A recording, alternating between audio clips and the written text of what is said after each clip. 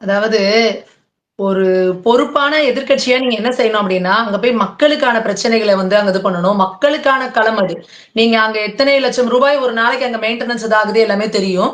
ஒரு நாடாளுமன்ற அவை இது ஆரம்பிக்குது அப்டின்னா, அத முடக்கணும்ங்கிற ஒரு நோக்கத்தோடயே அங்க உள்ள போறது, அது ஆரம்பிக்கிறதுக்கு முன்னாடியே வெளியில நின்னு ஒரு ஆர்ப்பாட்டம் பண்றது, ஒரு போராட்டம் பண்றது அப்டின்னா, நீங்க வந்து ஒரு மக்கள் பிரதிநிதியா நீங்க அங்க போறீங்க. அப்போ நீங்க மக்கள் பிரதிநிதியா மக்களோட குரலா, மக்களோட பிரச்சனைக்கு நீங்க என்ன அங்க விவாதத்துக்கு தயாரா இருக்கீங்க? அப்டின்றத மக்கள் பார்த்துக்கிட்டு இருக்காங்க இல்லையா? அந்த புரிதல் கொஞ்சம் கூட இல்லாம, சும்மாவே ஒரு காட்டுக்கூச்சலா ஏதாவது ஒண்ண போடணும், எதையாவது ஒண்ண பேசணும் அப்படின்னு, நேத்து வந்து இன்னைக்கு எது நடந்திருக்குன்னா, ஒரு துணை ஜனாதிபதி அவர்கள வந்து ஒரு வரவேற்று இது பண்ணணும் அப்படின்னு சொல்லி பேசுனாங்க. ஒரு பேசிக்கான இது விஷயம் வந்து ஒருத்தர துணை ஜனாதிபதிய வரவேற்கிறோம்னா, அவர பத்தி 4 வார்த்தை புகழ்ந்து சொல்லுவாங்க. அவருக்கு வாழ்த்து சொல்லி வரவேற்று உட்கார்ந்துருவாங்க.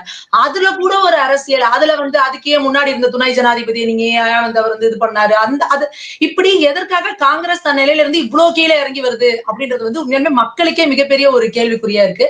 ஒரு மல்லிகார்ஜுன கார்கே மாரி ஒரு மூத்த அரசியல்வாதி வந்து இந்த மாதிரி எல்லாம் பேசுறாங்க அப்படின்னா, காங்கிரஸ் இல்ல முழுக்க முழுக்க என்ன பண்ணுது அப்படின்னு இல்ல என்ன பேசுறது இல்ல என்ன பேசுறது தவறா தெரியுது உங்களுக்கு? காங்கிரஸ் எழுப்பக்கூடியது காங்கிரஸ் மட்டுமல்ல எதிர்க்கட்சிகள். ராஜினாமா பண்ணாரு. அவரு அப்படின்னா, இது என்ன உங்களுக்கு அதுல ஒரு பிரச்சனை? நீங்க இவருக்கு வாழ்த்து சொல்றீங்க அப்படின்னா, அவருக்கு வாழ்த்து சொல்றதோட நீங்க வந்திருக்கீங்க. ரொம்ப சந்தோஷம். அவ்வளவுதான்றத விடுச்சு, அதுக்குள்ள ஒரு அரசியல் என்ன புகுத்துறது? அதுக்கு முன்னாடி இருந்தவர் ஏன் வந்து நமக்கு வந்து ராஜினாமா பண்ணாருன்னா, அவர் மேல நீங்க எத்தன முறை வந்து நம்பிக்கையில்லா தீர்மானம் கொண்டு வந்தீங்க? அப்ப நீங்க எதுக்கு அப்படி அவங்களே வந்து இதா இருக்கிறப்போ நீங்க வந்து அவங்களுக்கு நம்பிக்கையில்லா தீர்மானம் கொண்டு வருவீங்க.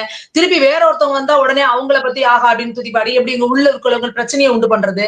அது போல சம்பந்தமே இல்லாம இதுக்கு முன்னாடி இவிஎம் மிஷின் சொல்லி ஒரு சத்தம் போட்டுட்டு இருந்தீங்க. இப்ப இந்த கூச்சலும் குழப்பமும் எதுக்காக?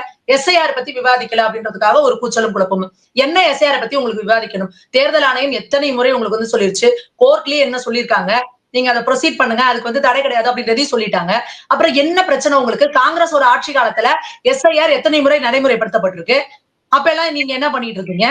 அப்ப எதற்காக நீங்க வந்து திட்டமிட்டு வந்து இந்த எஸ்ஐஆர் மூலியமா ஒரு வாக்கு திருட்டு நடந்துருச்சு, வாக்காளர்களை நீக்குறாங்க, அப்பாவி பொதுமக்களுக்கோட ஓட்டு பறிபோகுது, வாக்குரிமை பறிபோகுதுன்னு ஒரு பொய்ய சொல்ல வேண்டிய அவசியம்